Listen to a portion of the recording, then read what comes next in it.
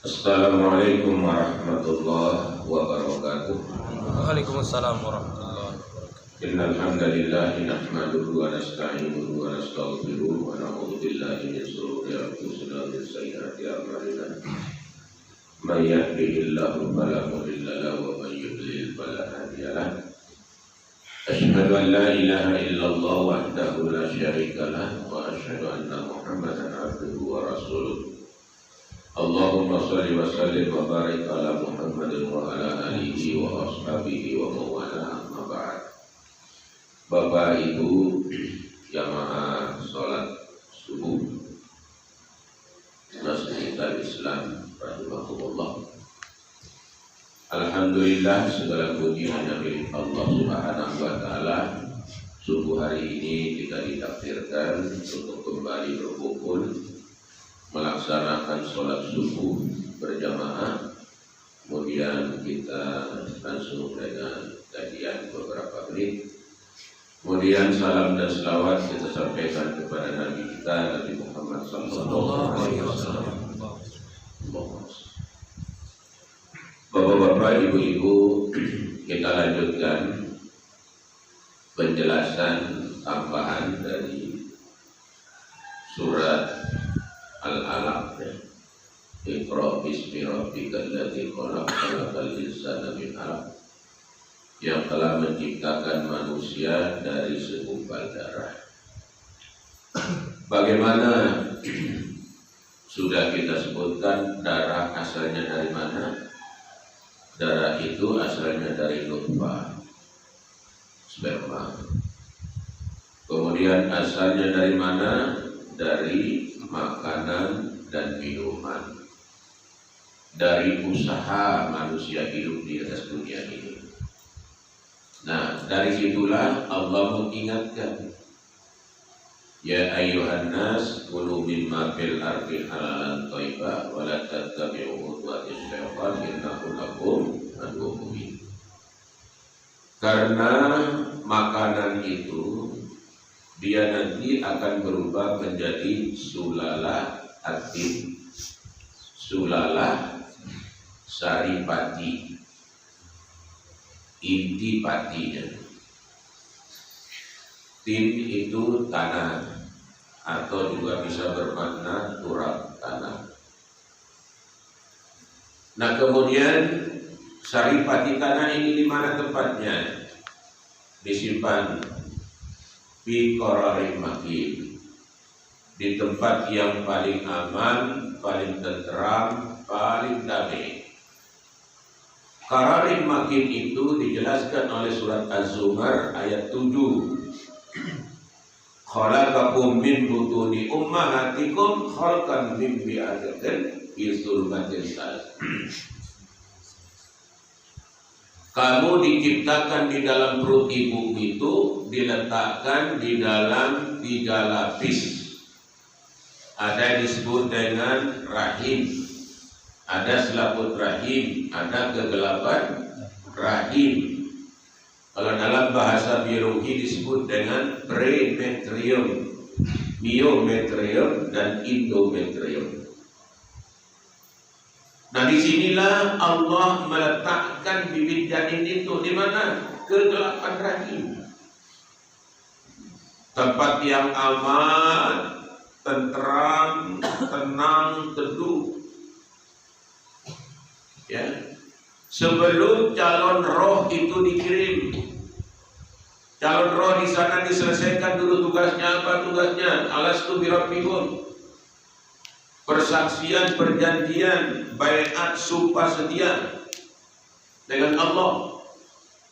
Setelah selesai perjanjian atau baiatnya, sumpah setianya, lalu roh itu dikirim. Ya, letaknya di mana roh itu? Di kegelapan rahim. Disinilah Allah menentukan 4 takdir manusia itu. Ya, tentang ajalnya, tentang umurnya, dan lain-lain.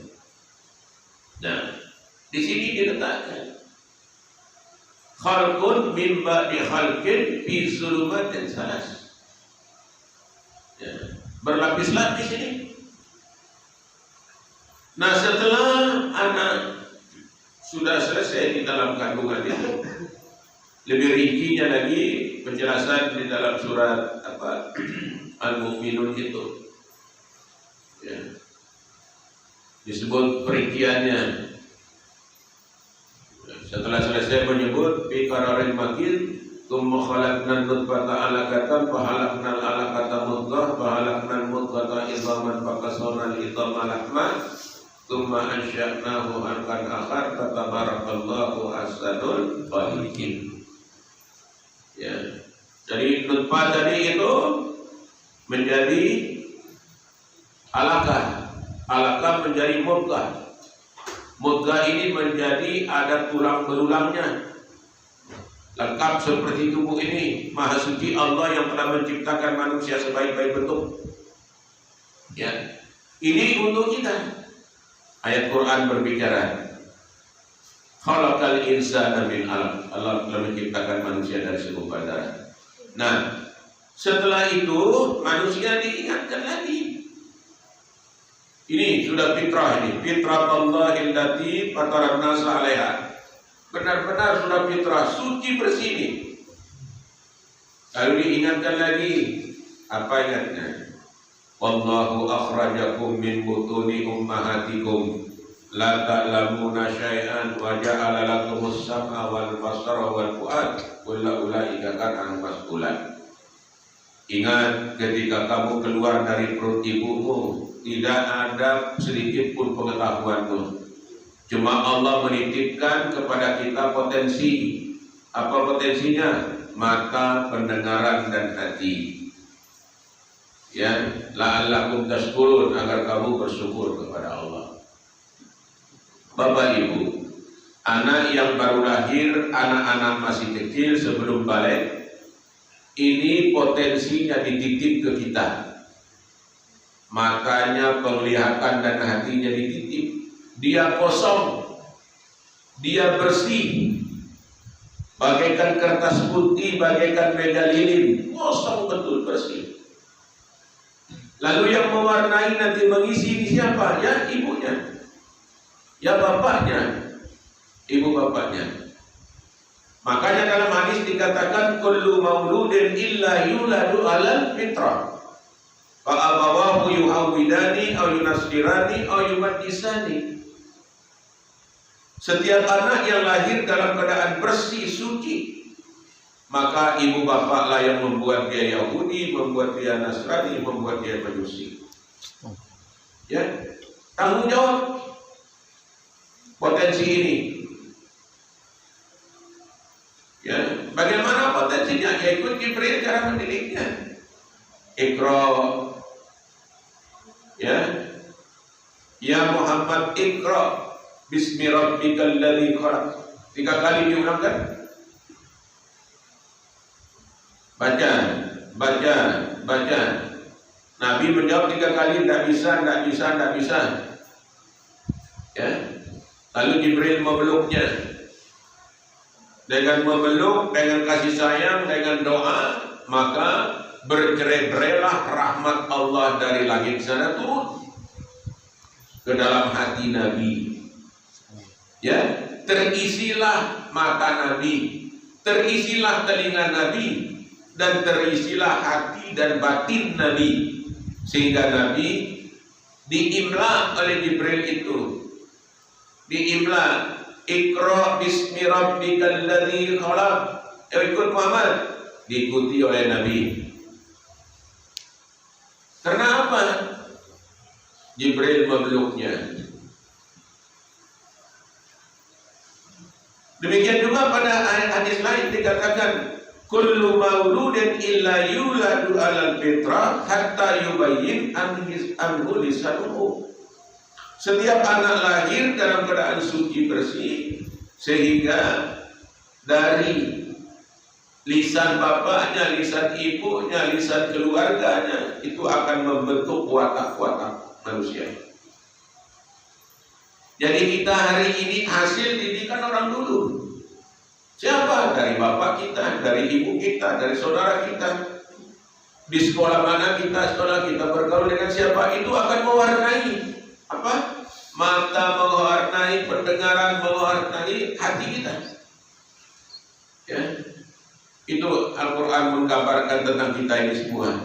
Dan ingat lagi Pak, dalam surat Al-A'raf itu, ketika potensi ini tidak kita perhatikan baik-baik, maka disebut oleh Al-Quran, walaqad zara'na li jahannama katsiran minal jinni wal insi qulubun la yafqahuna biha wa lahum a'yunun la yubsiruna biha wa lahum adhanun la yasma'una biha ulaika kal an'am bal hum adall wa ulaika humul ghafilun.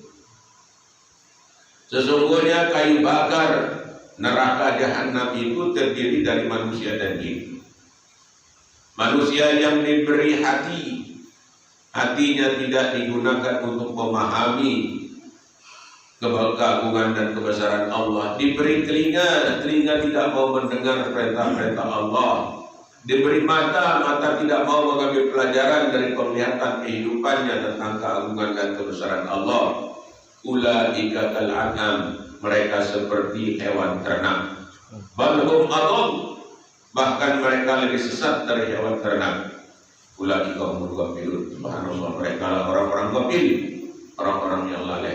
Inilah keadaan kita. Keadaan kita itu tidak bisa berdiri sendiri. Oleh karena itu, mengapa manusia harus baik dengan dirinya dulu, baik dengan sesamanya, baik dengan jiran tetangganya, baik dengan lingkungannya, baik dengan mata pencahariannya. Karena apa? Itu nanti akan mewarnai kehidupan kita semua. Ya, dalam skala lebih besar, mungkin negara, mungkin dunia akan mempengaruhi kehidupan kita. Maka tidak ada satupun manusia yang bisa lepas dari tanggung jawab apa yang telah dia lakukan dalam kehidupan ini terhadap perkembangan masa depan dan akibat dari orang per orang atau bangsa. Karena mereka telah mengukir apa jiwa yang kosong tadi, penglihatan yang kosong, pendengaran yang kosong, dengan tinta merah, tinta hitam, tinta hijau, tinta putih, itu semua akan kita bertanggung jawab di hadapan Allah Subhanahu wa Ta'ala. Itulah salah satu sebab Nabi mengatakan kullukum ra'in wa kullukum mas'ulun an ra'iyatihi. Setiap kamu adalah pemimpin dan setiap kamu akan diminta tanggung jawab tentang pimpinannya. Subhanallah, Islam hanya mengajarkan kepada kita, jadilah pemimpin pada dirimu. Pimpinlah dirimu. Pimpin dirimu dulu. Jadikan dirimu orang yang taat, orang yang benar, orang yang tulus, orang yang jujur, orang yang empati, ya, orang yang prihatin. Didik dulu, baru yang lain-lain. Kalau kamu tidak jujur pada dirimu, dengan orang lain juga kamu tidak pernah jujur. Kalau dengan dirimu kamu tidak jujur, maka kamu dengan Tuhanmu tidak pernah jujur. Maka Islam menekankan kepada diri kita, ku anfusakum wa ahlikum naran. Ya, nah itulah Allah melalui ketika ayat-ayat itu turun. Mengapa perkenalannya khalaqal insana min 'alaq? Ya, kepada diri kita, karena pendekatan diri kita inilah yang akan bisa menghasilkan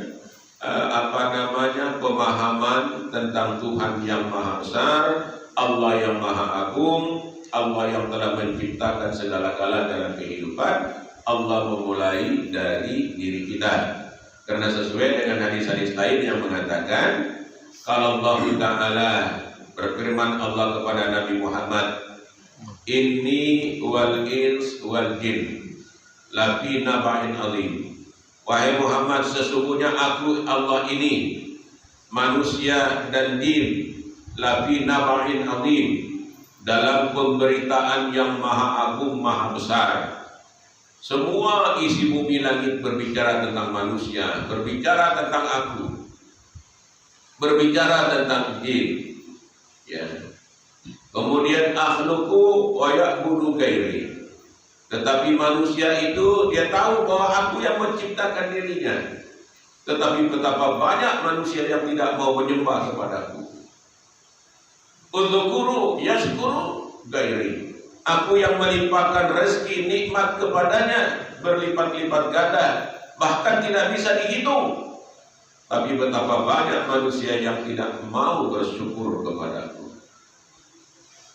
Itulah keadaan kita. Manusia ini kalau digiring, ketika kita lihat ini maka kita bisa melihat gambar hati kita masing-masing. Ya, hati itu kan ada 4, Pak. Nanti kita jelaskan hati ini kaitan dengan ayat-ayat ini. Karena nanti tempat hati ini tempat berlabuh semua persoalan. Baik buruk berlabuh di hati. Ya, semuanya akan berlabuh di dalam hati kita. Mengapa hati ini diketahui oleh kita semua agar kita bisa memposisikan hati kita masing-masing. Di mana hati kita letak sesungguhnya? Bagaimana hati kita sesungguhnya? Ya, nanti dari gambaran itu akan bisa kita analisa diri kita masing-masing. Insya Allah, mudah-mudahan penjelasan tambahan ini tentang khalaqal insana min alaq ini, Allah telah menciptakan manusia dari segumpal darah ini. Barangkali ini saja yang saya sampaikan, mudah-mudahan bermanfaat. Assalamualaikum warahmatullahi wabarakatuh. Waalaikumsalam warahmatullahi